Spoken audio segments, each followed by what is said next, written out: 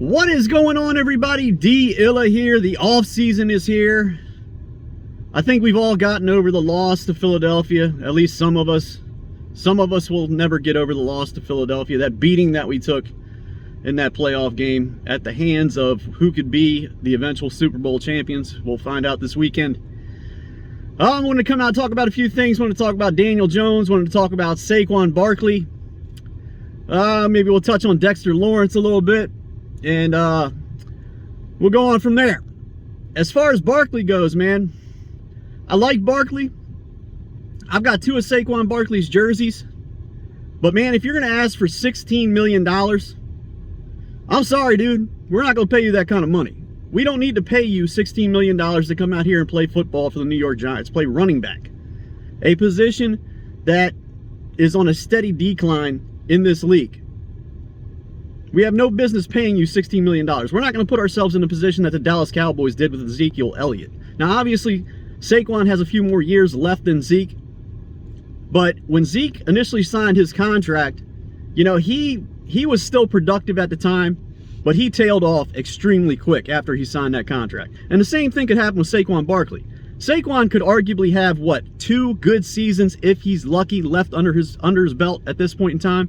I would not take that chance in signing him at $16 million a season. I'm sorry, buddy. I like you a lot, but hasta luego, we're going to have to let you go somewhere else for that kind of money. We could go out and sign a guy like Dante Foreman, who's been extremely productive over the past 2 seasons for the Tennessee Titans, and formerly, who did he play for last year? Who did he play? Carolina. Who's been extremely productive, is about the same age as Saquon Barkley, and he would be about a quarter of the cost. And then we could draft a running back in this draft late in a loaded running back class. I mean a loaded running back class. There are tons of running backs coming out in this draft class this season. This year, this offseason. There's going to be so many different options.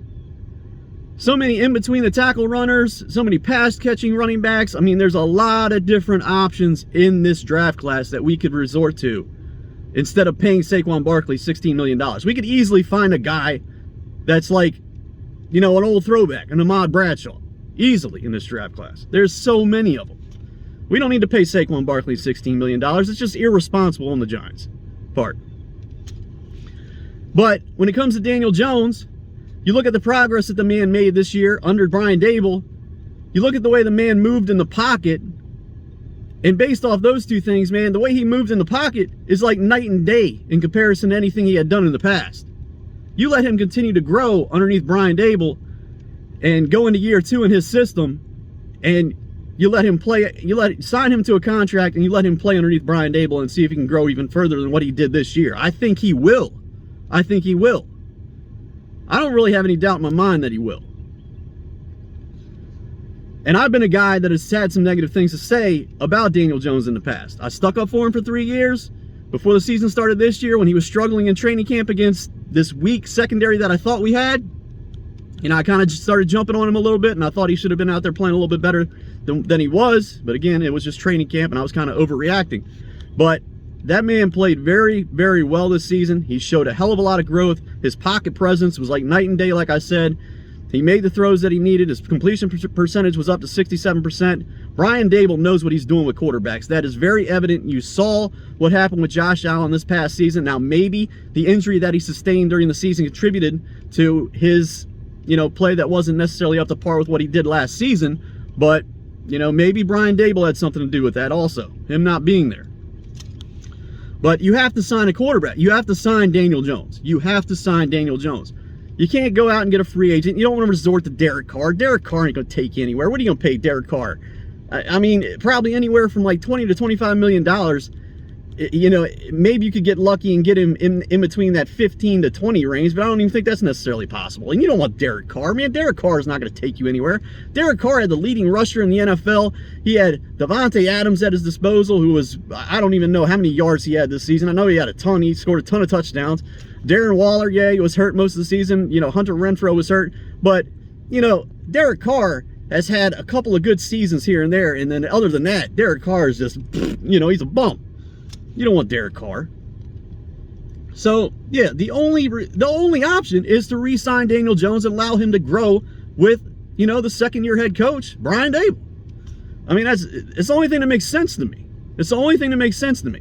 You're not going to go get Jimmy Garoppolo. He's another bum who does nothing but throw the ball over the middle of the field. You can't throw outside the hash marks. He's a bum. You stick with Daniel Jones. You sign him to a long-term deal. You let Saquon Barkley walk. And I know this is almost blasphemy to a lot of people when it comes to Dexter Lawrence. Dexter Lawrence is coming off a career year. Who knows if he's going to duplicate that going into next season. You know, you talk about a guy that's 6'3" or 6'4", and he's 350 pounds. To me, I honestly believe this team is a good 2 to 3 years away. You're talking about a guy that carries 350 pounds on a 6'3", 6'4" frame. You know, that 350 pounds probably isn't going to be very kind to him over the years. So if it's going to take this team 2 to 3 years to be a legit competitor for a Super Bowl, what good could he be to us 2 to 3 years down the road if his body starts to break down carrying 350 pounds of weight, especially playing the interior of that defensive line? So, I don't know. Maybe you don't re-sign Dexter Lawrence, and that will actually free up some money if we don't sign him, and over the next 2 seasons we try to draft his replacement. Because to me, man, yes, Dexter Lawrence can get to the quarterback, but you can always find an interior defensive lineman in these drafts in the next 2 years to possibly replace him, who may add some pass rushing ability. I feel like those guys are a dime a dozen. Not necessarily the guys that can actually get to the quarterback. Those guys are tough to come by. But to get a run clogger, a lane stuffer, a big body, I mean, that's not necessarily hard to come by in the draft, man. And that's really all you need on your defensive line. You need all your heat. Yeah, you need to apply some pressure to the quarterback's face, but most of your pressure needs to come from the outside, from your pass rushers, the guys you pay the legit money to. So maybe you don't necessarily worry about signing Dexter Lawrence long term, and you try to find his replacement.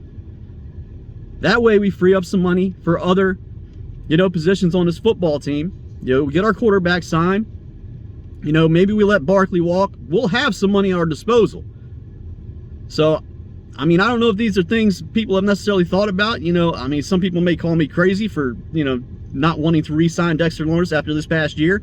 But I don't know, man. I just feel like his position is not necessarily that hard to refill. That's just my opinion. I think we could go out there and do it, especially in the next 2 years of draft picks. I think we could do it. But those are my thoughts on the team right now. I just wanted to come out and touch on those topics. I know these are big topics of discussion amongst Giants fans right now. I wanted to put my 2 cents in. You guys tell me what you think. Leave a comment, like, and subscribe, and I'll talk to you in the next one. You guys take it easy. Thanks for tuning in as always, and I'll talk to you in the next one. All right, bye.